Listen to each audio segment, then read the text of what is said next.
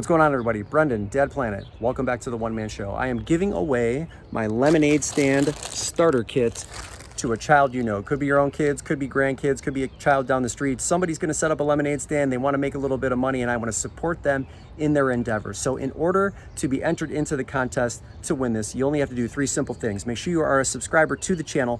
Hit the like button on this video and leave me a comment, any comment, and I'm gonna pick somebody at random and they're gonna win 2 of these packs of the lemonade stand starter kit. It's got cups, it's got napkins, it's got a little notepad to jot down all of the money they made. It even has stickers for them to give out to everybody that purchases from them on that day. So I am going to take you to the bins in this video, and then we're gonna hit up some retail stores. One of the items that I find at the bins, I'm actually gonna show you how to clean the battery compartment. If you ever see a Guitar Hero guitar and you find it in the thrift and the battery compartment looks corroded, I'm gonna show you how to clean it. It is actually much easier than you think, so let's get started.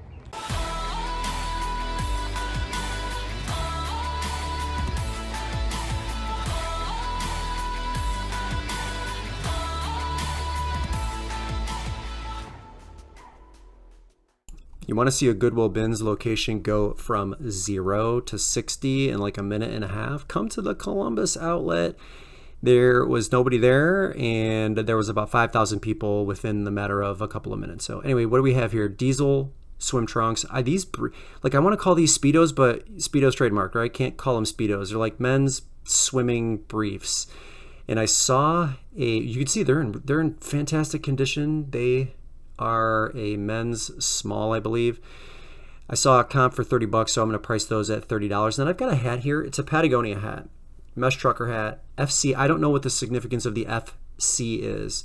So there was a surfboard designer for Patagonia, and his first name started with an F, I forget, and his initials were FC. I don't know that that's him, but the weird thing about the hat is it had a signature. If you could see that on the brim, I don't know whose signature that is. And so I'm not exactly sure what to do with this hat. And, you know, this Patagonia football club, but I don't think any of that makes sense. As it stands, it's a Patagonia hat. I'm still going to pick it up. Probably only cost me 50 cents. This garment right there, you can see that one, I had 2 of them. It's a Lululemon tank top. It says proud on the front and then present on the back. And the other garment was kind of destroyed, so I left that behind. But this one is super clean, and there's a couple of listings here, like in the $45 to $60 range, but for t-shirts and in some other garments, not the tank. So I'm not really sure how to price that. I think I'm going to put it at probably $25 to $30 because it's pretty unique. Next item I find is a Guitar Hero guitar. Now, the Guitar Hero number matters. This is 95905.805. Always have that in your title. The reason this got passed up is because of the battery compartment right there, which looks completely corroded. So they skipped over it in the stores, they skipped over it in the bins, but I'm going to show you later how to clean that and get this guitar working, because if it's working, it is a $60 to $70 guitar. So hopefully I can get it cleaned at the end of this video. So I'm going to show you how I did that.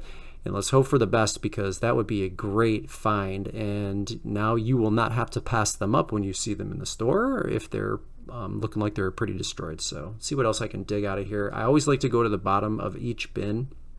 No, it's a little bit of a challenge sometimes because there's so much hidden at the bottoms. And when the new bins come out, everybody kind of skims over the top, and they miss a lot of things at the bottom. So when you're doing a second sweep, and I do lots of second sweeps, I find so much stuff at the bottoms. It's very convenient because, you know, sometimes it gets annoying having to be elbow to elbow with everybody and trying to find a bunch of stuff. So go in there a second time. I always get to the bottom of those blue bins because there's always a treasure awaiting you at the bottom. Here's something I've never seen before. So Fiesta ware, and I'm always passing up knife blocks here, but this one is very light. This knife block is for the Masquerade set of Fiesta knives. They're very colorful, but I'm the only one that's going to have that listing because I see a lot of those knives selling without the knife block, and so I think $20 is fair for that, especially since it's Fiesta. It's a good brand, and I think it will probably sell. I'll have no competition on it. These are Nike Air Zoom Vomero. There are women's, what size are they? Women's size 8. The list to sell on that colorway code number and style code number is 14 listings to 3 sold. So I left those behind. I didn't think that would be a good pickup. I also left these behind because they looked like they were eaten by somebody. So I didn't pick up those shocks. That's disappointing because in better condition, those would have been great. Same with these shoes. I forget what those Nikes were, but though they were too destroyed. And that's how a lot of the shoes were this rotation. But I do pick up these Sorels. I have no expectation that they're going to sell quickly. Sorel Badgers, I didn't even check the number. I didn't look at the tag on the inside. They're so clean. I'm not sure if they're men's or women's. I think maybe they're men's. I don't know. I don't know. They were marked $20 in the store, and that's probably why they sat. There's a recent sold comp of them in June for $40. So I'll probably price mine right around the $40 range as well. Again, with no expectation that those will sell quickly because we are in summer, but you never know. I mean, it's a good brand. I buy by brand before I buy by style, or and not necessarily like seasonal. So I'm going to take them because I'm confident that they will sell. I thought I had some Allbirds here, but they are not. I don't even know. I didn't see what brand those were. I don't know. They look generic. So do Allbirds actually, kind of, but that's an emerging brand. Saucony's right here. They had too much damage. So many of the shoes in this bin rotation. This is like once picked over here, and so again, I'm doing a second sweep and not really finding that much. Wilson's Leather, I don't think that they're a respected shoe brand. Those look like, Birkenstock, but they're not. So I passed up on that. But so many of the shoes this go round were in pretty poor condition. And so even on the first go of it, there just wasn't much to find. At least, just talking with everybody else there, they didn't find that much this round. So even with the 6 items that I have featured here, I think I can get, as a listed value, I think get $210 for everything. And it was a pretty quick and cheap trip. This trip, I spent just over, I think, $20, and you didn't see everything in my cart. You saw some of the most important items. I have some other bread and butter stuff in there, but 6 items, $210. I mean, I'll take that all day long, but I was, really hoping that there would be more to find there, and it's hit or miss sometimes. So went over to the retail stores. I found a Blendtec blender. This is the first time I think I've ever found one. So this is a Blendtec Total blender. You're going to see me plug it in, and then you're going to see me turn it on, and you're going to see nothing happen. And I think that's why everybody passed this up. They have a $5.99 price tag on it, but the pitcher, the lid, and the blade alone is worth $60. So I'm going to take the whole thing.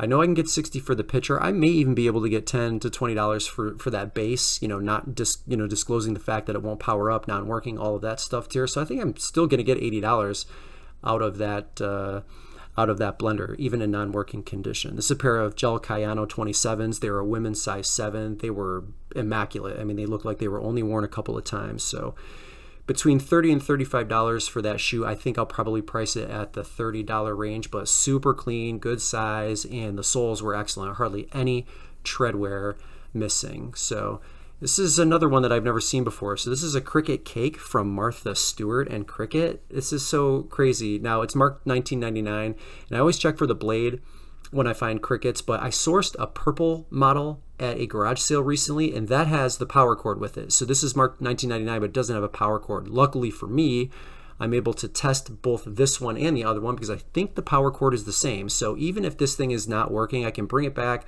They'll take my money back if I bring it back within, I think, 24 hours. So very low risk for me, even at that price range, but I'm going to have to probably list it in the $90 range because it is missing the power cord. So I'll disclose that in my listing. And I think the lowest one I've seen listed for that model is $110, but it does have the cord. So I think $90 for me is going to be fair. And just as I'm walking out, a pair of Prada ballet flats. Now, looking at the stitching, looking at the soles, looking at the insoles, both the top and the bottom, everything here looks immaculate. So this could be a really good find here, assuming, of course, that they are authentic. There's a recent sold model for this exact model in a smaller size for around $50. I also saw a silver one in that same style, like I don't know if it's split toe or whatever you want to call that, but that one had 10 bids, bid up to $61. I'm not pricing these any less than $100, assuming that they are real, because it's a good size, 37. I'm just checking to see if the style and size is stamped on the sides. I didn't see it, but I didn't see it in the other sold comps either.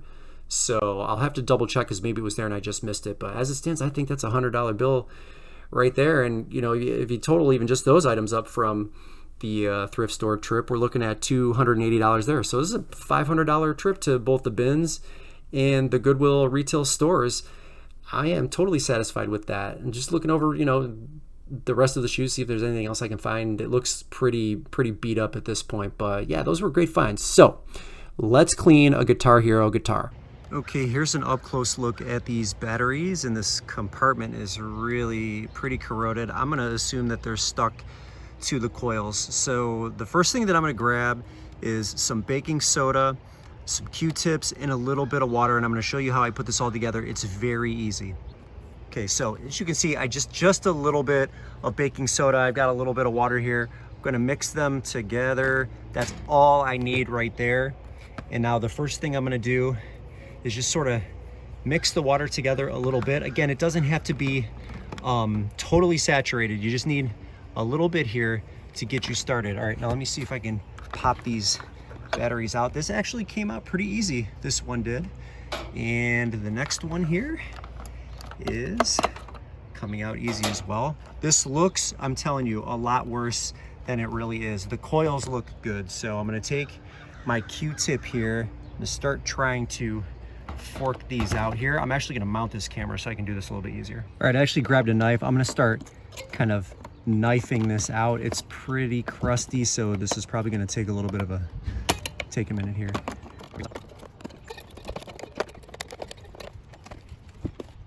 All right, now with my Q-tip mixture, we're gonna go back in there and start wiping this down here.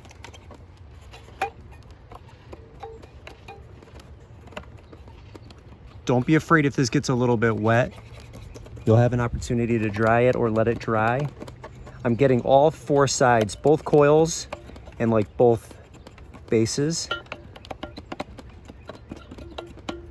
And if you see a little bit of blue, you're okay. If you see a ton of rust, then it might be a little bit more difficult to clean. There's a little bit of rust on this coil right here, but I think this is gonna come out pretty easy.